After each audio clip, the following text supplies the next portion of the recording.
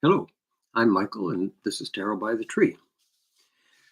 We've been working through the minor arcana now, and we have gone through the suit of staffs, which is our plans, our enterprise, and we're now in the suit of cups, which is happiness. Um, Much more complicated idea than the word would suggest. So we'll start moving through it. This is the card we're looking at today, the Queen of Cups. We'll do a little bit of a review. Cups mean happiness, joy. Happiness is an elixir that invigorates. And I kind of like that definition. We've talked about the gas in the tank for the engine. Happiness is an elixir that invigorates. It is good for all parts of our psyche. When we investigate cups, we'll see joy as not self-indulgent, but self-improving. It's the idea that some people may think that joy is something that we indulge in rather than something that we require. So that's cups. Let's take a look at what queens are. And this will go through the whole talk today because the male and female element today aren't represented as ideally as in the archetypical system as suggested by the card. So we'll look at what queens are. Queens, number one, they are not subservient to kings. Queens are not the obedient wife to the husband king. That's not the relationship. The relationship is the queen and king are the male and female elements. They are the two ends of a battery, the positive and negative, and they work together. One cannot and does not try to dominate the other. With the queens, not only are they not subservient to kings, but we have to look at the archetypes of woman. And back then, women were seen as sister, mother, girlfriend, wife. That's how men saw women.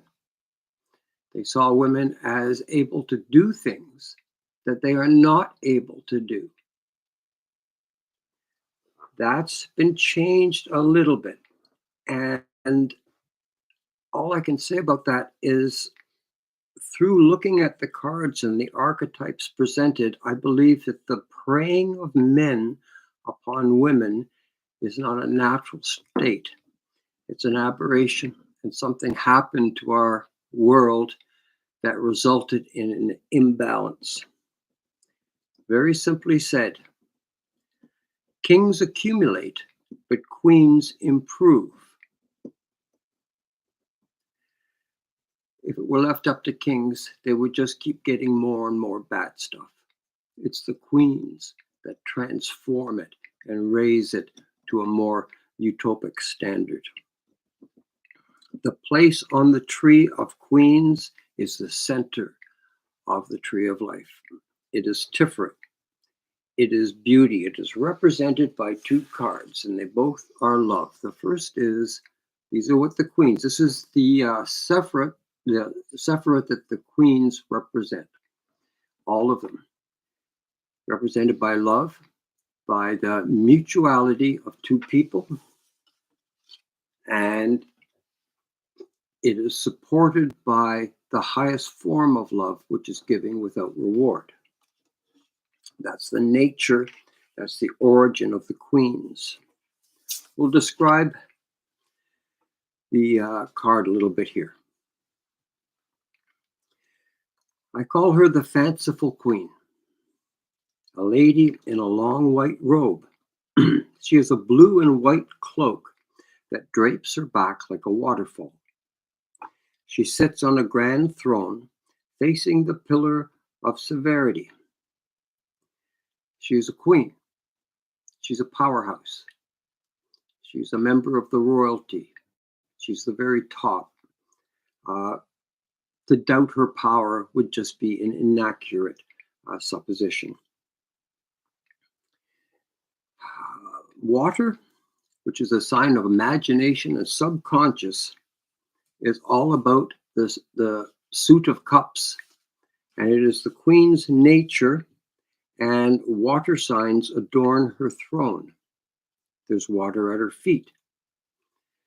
And I like to think that the stones at her feet are water-washed rocks that have turned jewel-like. And we've seen that with rocks can become smooth and almost translucent, jewel-like. And it's the power of water. People don't always think of water as power. And similarly, they may not think of a queen as power, but they are both a form of absolute power. In fact, water is called the universal solvent. Water is a universal solvent. Water trumps all other materials in that respect. She wears a golden crown, and she sits before great cliffs as if she guards an entrance. Nobody gets through, but they have to go past her. Her cup is actually a huge and ornate chalice. It almost seems gaudy in a way. Her joy is built on the future. And because the future hasn't occurred yet, it requires a degree of imagination to get hold of. The cups are her happiness, the water the imagination, and much of the happiness of the queen is coming from her imagination as she looks ahead into the future. You could look at the dreams of a queen as not simple dreams, but unfulfilled and inevitable plans. The dreaming of a queen is the future being formulated. It's not the same as idle dreams at all. She gazes at her cup like a crystal ball. She is concerned with the future, and that is the nature of the female element and queens in particular. Without the queen, the kingdom would be a patchwork of subsistence farmers and defeated forces. It's hard to see that culminating in a great society. And we've talked about this before. Queens turn civilization civil. Things must begin with beauty. And we've talked about queens and in their location of Tiferet, which is the realm of beauty. If things start with beauty, it's a better world than having beauty a kind of add-on, a superficial addition at the end of a project.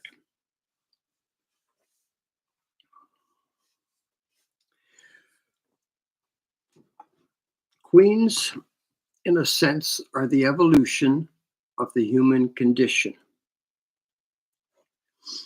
They must end with developing affection, and that's what they do. In a reading, I would say something like, there is a lady of great wisdom and power.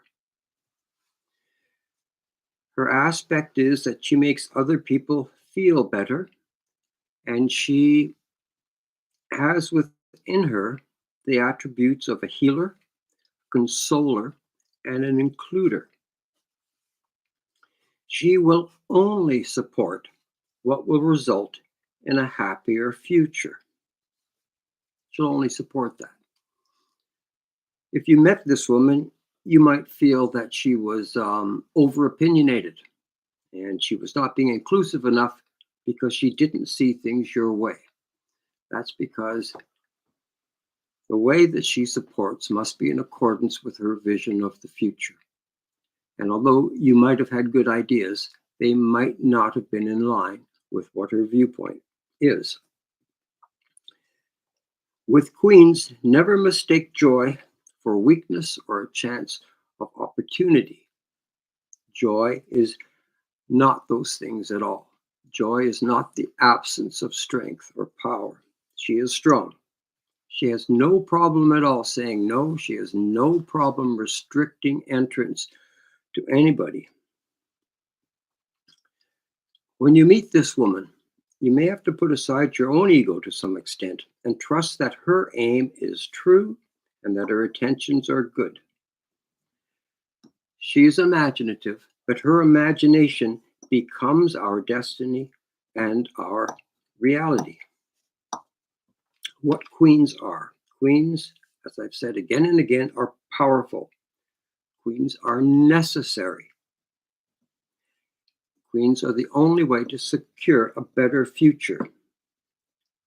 It may be that male and female are actually the positive and negative poles of an energy making system. Neither one tries to dominate or degrade the other. Maybe we can see male domination as an unnatural and counterproductive way of seeing life and seeing other people.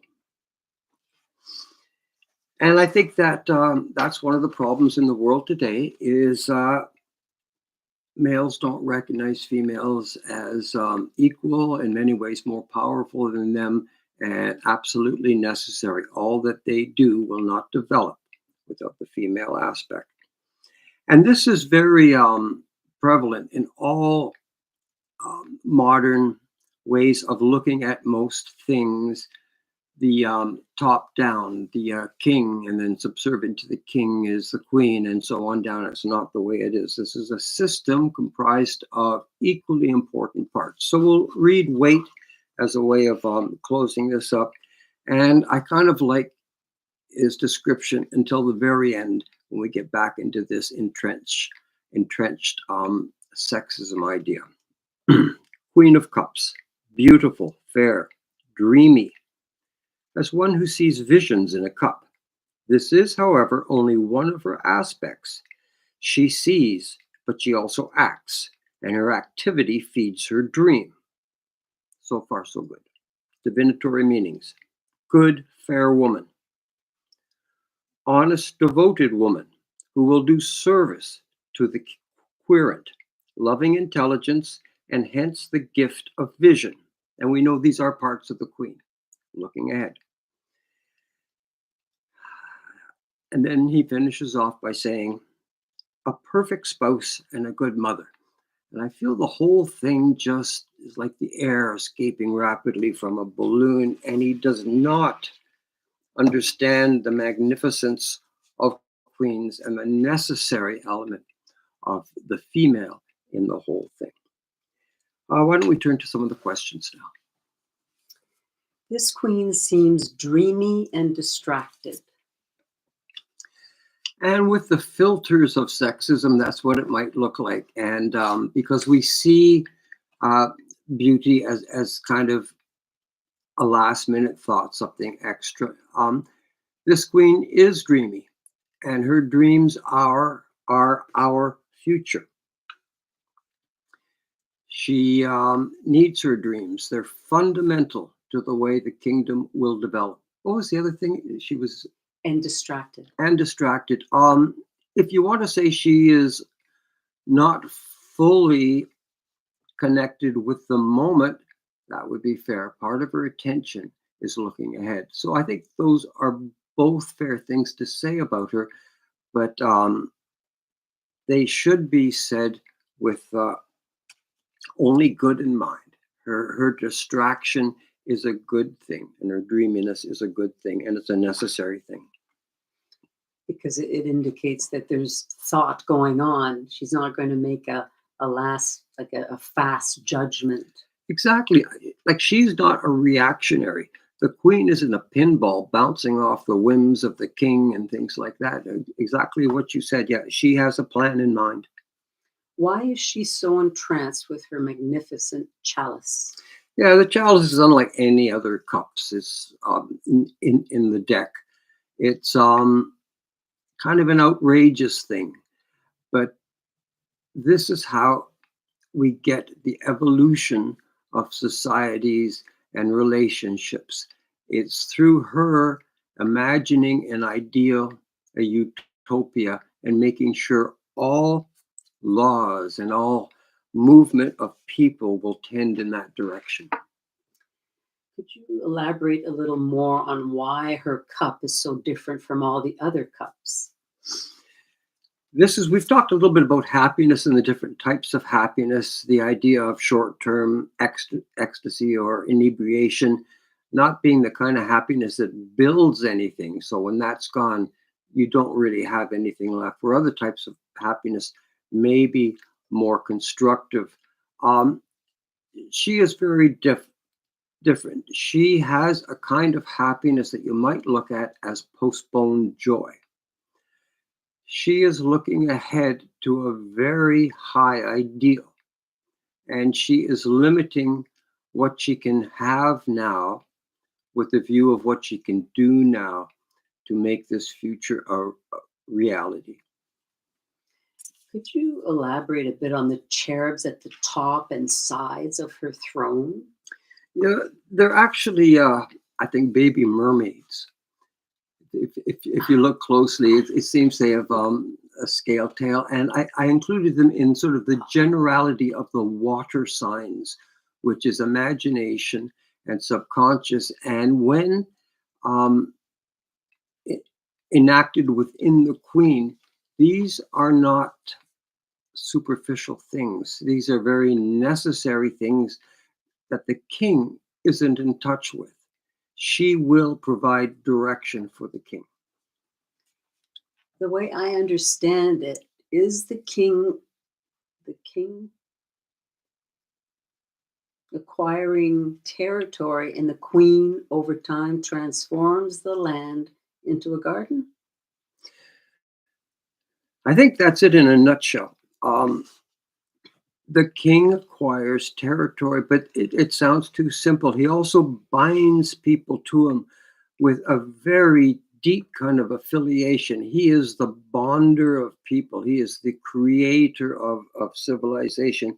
She is the one that brings it up out of the dust and rubble into something much better than it ever was before. A new type of thing where humans exist in a kind of a utopia, and we have never experienced that yet. And there are times when we still seem quite a long way from that. It almost seems like the technological versus the natural approach to Isn't the that, yeah? environment.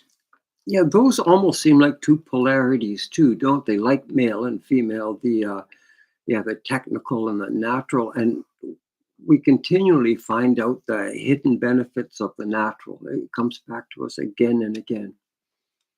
What if the king disagrees with what the queen is doing? It would be a foolish king to do that. The queen knows things he doesn't do, that he doesn't know, and she's necessary. He has the greatest respect for her, and he has no power over her. His power is not greater than hers, and it would be like a civil war if they disagreed with each other. It might split the population down. The queen and the king work together. The king will look and listen to the queen, and the queen will determine his actions. In a sense, when it comes to not acquiring, but to developing, the king's not that smart, and the queen is brilliant. Are queens really powerful or more like advisors? They are really powerful. And that's something we have been lost in this uh,